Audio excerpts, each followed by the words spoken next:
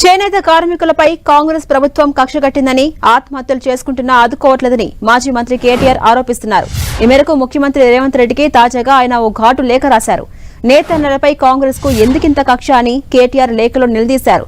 ఆత్మహత్యలు చేసుకుంటున్నా ఆదుకోరా, కార్మికులు రోడ్డున పడ్డా కనికరించరా అంటూ ప్రశ్నించారు. 10 ఏళ్ల తర్వాత సమైక్య రాష్ట్రం నాటి సంక్షోభ పరిస్థితులు కనిపిస్తున్నాయని లేఖలో కేటీఆర్ ఆవేదన వ్యక్తం చేశారు.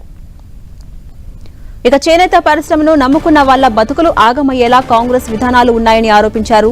నేతన్నలకు ఈ ప్రభుత్వం ఆర్డర్లు ఆపేసిందని ఆరోపించారు కేటీఆర్.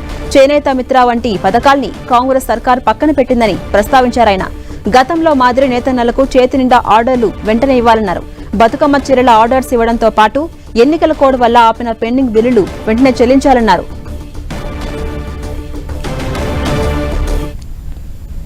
ఇదే అంశంపై మరింత సమాచారం మా ప్రతినిధి శ్రీకాంత్ అందిస్తారు. శ్రీకాంత్, కేటీఆర్ రాసిన లేఖను మనం ఏ కోణంలో అర్థం చేసుకోవచ్చు? అప్డేట్స్ ఏంటి?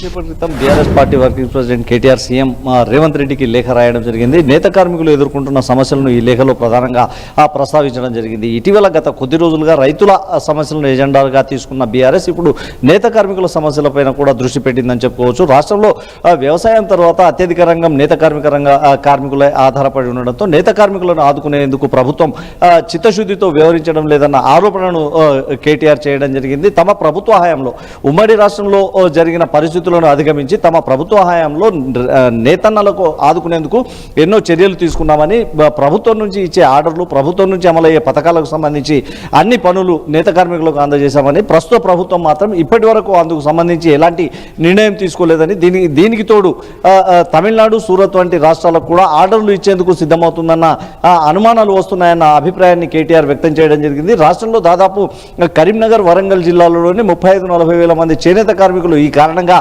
రోడ్డున పడే అవకాశం ఉంటుందని కేటీఆర్ ఆందోళన వ్యక్తం చేయడం జరిగింది. తమ ప్రభుత్వ హయాంలో నేత కార్మికులను ఆదుకునేందుకు కొత్తగా పథకాలు ప్రవేశపెట్టినప్పటికీ ఈ ప్రభుత్వం ఆ పథకాలను కూడా అమలు చేయడం లేదన్న విమర్శ కేటీఆర్ చేయడం జరిగింది. నేత కార్మికులను ఆదుకునేందుకు ఇప్పటికే ఆత్మహత్యలు కూడా మొదలయ్యాయని, నేత కార్మికులను ఆదుకునేందుకు ప్రభుత్వం ఇప్పటికైనా చిత్తశుద్ధితో వ్యవహరించాలని కేటీఆర్ సూచించడం జరిగింది. లేదంటే నేత కార్మికుల ఆగ్రహానికి గురికాక తప్పదని ఈ లేఖ ద్వారా హెచ్చరించారు Jhansi Rani. Right, thank you Srikanth.